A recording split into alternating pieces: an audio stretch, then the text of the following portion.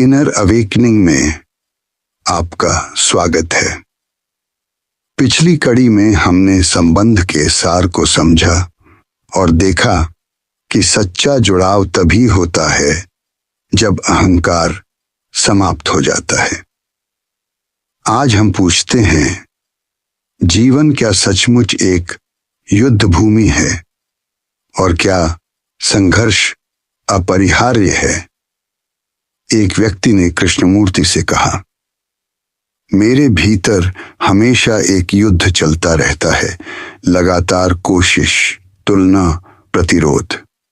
मैं शांति चाहता हूं, लेकिन मेरे अंदर और बाहर सब कुछ संघर्ष में है।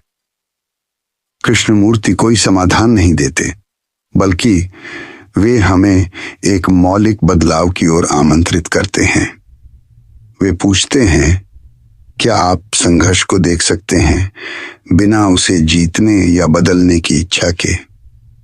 क्या आप उससे भागे बिना, उसे दबाए बिना, उसे सुलझाए बिना बस देख सकते हैं? क्योंकि जैसे ही आप संघर्ष को सुधारने की कोशिश करते हैं, आप उसी संघर्ष में उलझे रहते हैं। परंपरागत तरीका, विश्लेषण करना, प्रतिरोध करना या रूपांतरण लाना, यह सब स्वयं समस्या का हिस्सा है। क्यों? क्योंकि ये सब विचार की ही गतिविधियां हैं और विचार का स्वभाव ही है विभाजन करना।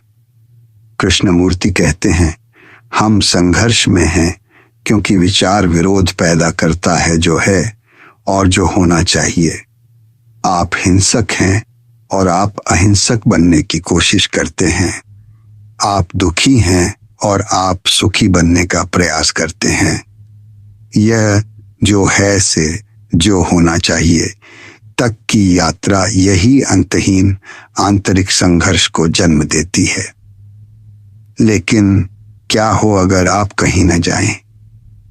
क्या हो अगर आप हिंसा को वैसे ही देखें बिना बदले की चाह के?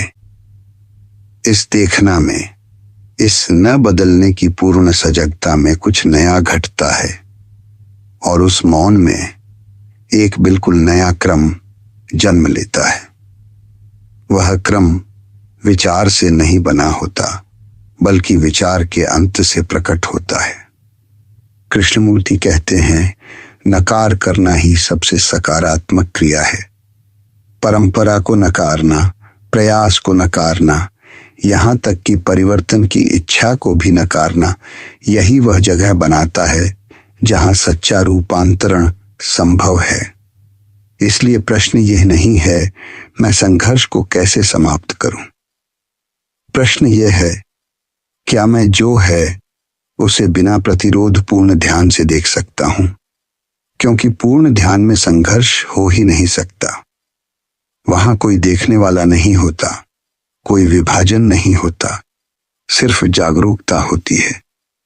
और वही जागरूकता है बुद्धि, वही जागरूकता है प्रेम। आपका धन्यवाद कि आपने इनर अवेकनिंग के साथ समय बिताया। अगर यह संदेश आपके भीतर की खोज से जुड़ता है तो कृपया सब्सक्राइब करें, लाइक करें और शेयर करें। हमारी अगली कड़ी में हम एक मौलिक प्रश्न उठाएंगे, धार्मिक जीवन का वास्तविक अर्थ क्या है?